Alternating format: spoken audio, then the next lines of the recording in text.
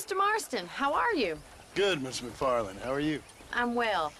Would you mind riding with me to Armadillo? I've got to get some supplies and I could do with the company. Of course. You can take the reins.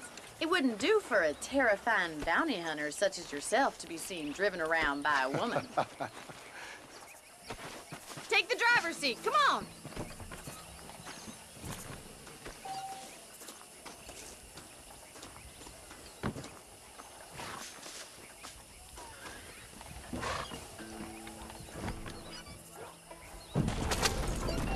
You're looking much better, considering you were almost buzzard food a couple days ago. I have you to thank for that, miss.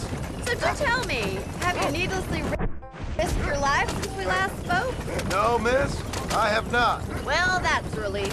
Perhaps there's hope for you yet. I wouldn't bet on it. Oh, there's always hope, Mr. Marston. You can't be a rancher in this kind of country if you don't believe that. An admirable attitude, miss. I suppose so. I can't think of any other way to stay sane, to be frank. What about you? Have you ever given up hope altogether? Hope hasn't really entered into it. It's not really something I think about. A peculiar outlook. I can't really say I understand you. I can't always say I do either. Oh, don't be so deliberately enigmatic. I'm not, miss. Yes, you are. You are being deliberately obscure as a substitute for having a personality. I just know there are two theories to arguing with women, and neither one works. I'm not even going to dignify that gibberish with a response.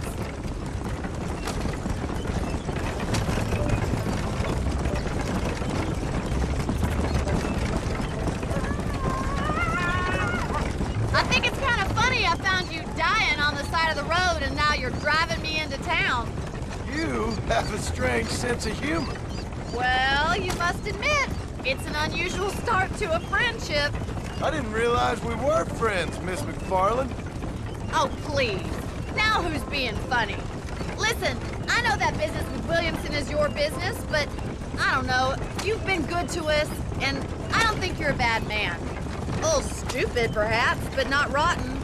I just worry about you gallivanting around these parts like you're some kind of deranged bounty hunter. Like Paul always says, don't go waking snakes. I appreciate your concern for us lesser mortals, Miss McFarland. I really do. And if there was any other way out, I'd take it. I can assure you of that.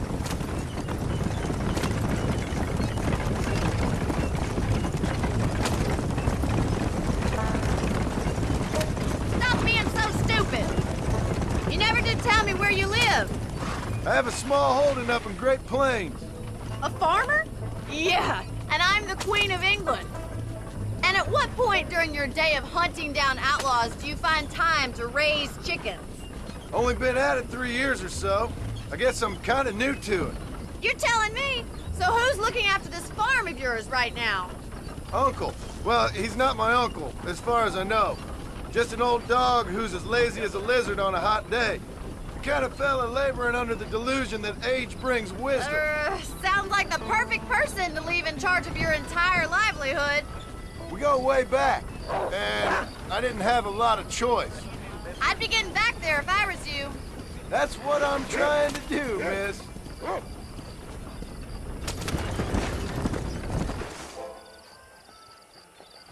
So this is Armadillo. Manhattan it is not, but it does okay for us.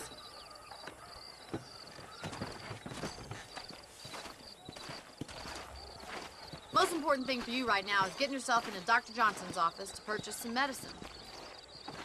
The first one's on me.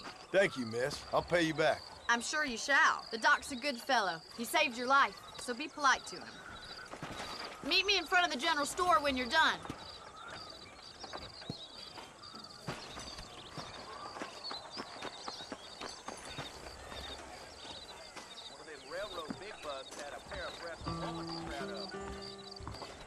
How can I help you? The marshal ain't no man in my eyes. Hey, partner.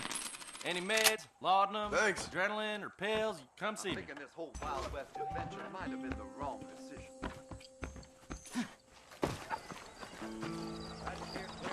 Well, thanks for driving me. It was nice to be able to enjoy the view for once, and a little company never hurts now and again. You're more than welcome, miss. Least I can do. Thank you for the medicine. why don't you have a look around Armadillo? You can always take a stagecoach back to the ranch later. I might just do that. Travel safely, miss. Try not to get yourself shot. I won't be around to save you this time.